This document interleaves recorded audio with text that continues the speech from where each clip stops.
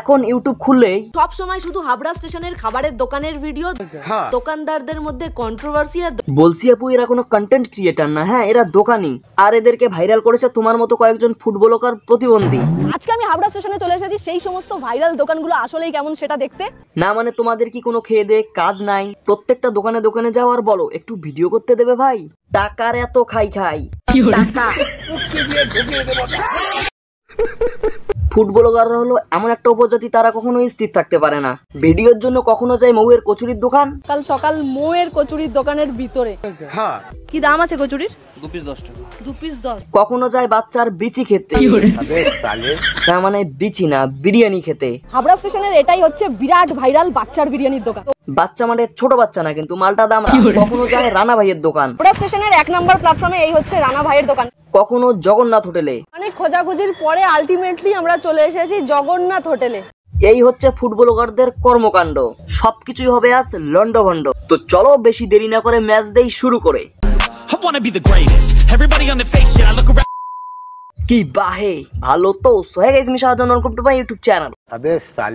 এই ভিডিওটি শুধুমাত্র হাসি খুশির জন্য বানানো হয়েছে, দেখবেন হাসবেন না চলে যাবেন, গালি দিবেন না বাহে।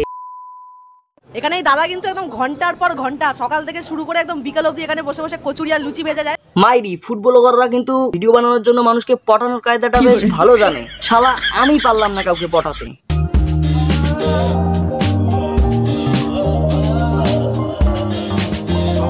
যাই হোক, আজকে আমি এই ফুটবলারদের কাছ থেকে কিছু কায়দা আর কৌশল জেনে নেব। খোসা শুদ্ধ আলুর তরকারি। শনি রবিবার খুব ভিড় থাকে। কার? ফুটবলারদের? সরি, কাস্টমারের। আর এক প্লেটে কিন্তু এখানে তোমরা 3 পিস লুচি পাবে। ফুটবলারের যে শখ, প্রত্যেকটা ভাইরাল দোকানে দোকানে যাবে আর তাদেরকে ভুলিয়ে ভালিয়ে পটিয়ে 15 থেকে 20 মিনিটের ভিডিও বানাবে এবং 5 থেকে 10 টাকার লুচি খাবে। আর এক প্লেটে কিন্তু এখানে তোমরা 3 পিস লুচি পাবে। যদি না খায় পরে জোর করলেও তো আর দেবে না, মানে ভিডিও করতে। প্রথমে মৌয়ের কচুরির দোকান যায়। কাল সকাল মৌয়ের কচুরির দোকানের ভিতরে কি দাম আছে কচুরির? 2 পিস 10 টাকা। 2 পিস 10। হ্যাঁ 10 টাকা। ফ্যানটা গরম ছিল, ঠিক আছে, আর এই গরম ফ্যানের উপরে বসে পড়েছি। সেখান থেকে আমাদের ফুটবলার বের হলো আরেকটা দোকানের খোঁজে। পুটকি গরম হয়েছে কি? আরে কেনা কে চাতে হো? এরপর হাবড়া থেকে সরাসরি আমাদের ফুটবলার চলে যায় রানা ভাইয়ের দোকানে। হাবড়া স্টেশনের 1 নম্বর প্ল্যাটফর্মে এই হচ্ছে রানা ভাইয়ের দোকান। সেখানে এই দোকানের নিরামিষ খাবারে চলে আসি। শুধু তাই নয়, রানার দোকানের 30 টাকার আম কুলফি, তাই তো? আরে হ্যাঁ দিদিমণি, ওটা আম কুলফি 30 টাকা দাম। দেখলে তো ফুটবলারের শখ। আসলে ফুটবলার হতে গেলে অনেক বাধা বিপত্তি পেরিয়ে আসতে হয়। আমি জাস্ট এই ভিডিওটা এন্টারটেইনের জন্য বানিয়েছি, ব্যক্তিগতভাবে নেওয়ার কোনো দরকার নেই। আর তোমরা সাবস্ক্রাইব করছো না কেন? আমরা খুব তাড়াতাড়ি 100 পূরণ করবো, সো কথা না বাড়িয়ে সাবস্ক্রাইব করো। আজকের ভিডিও এতটাই ভালো লাগলে লাইক কমেন্ট শেয়ার করে দিও।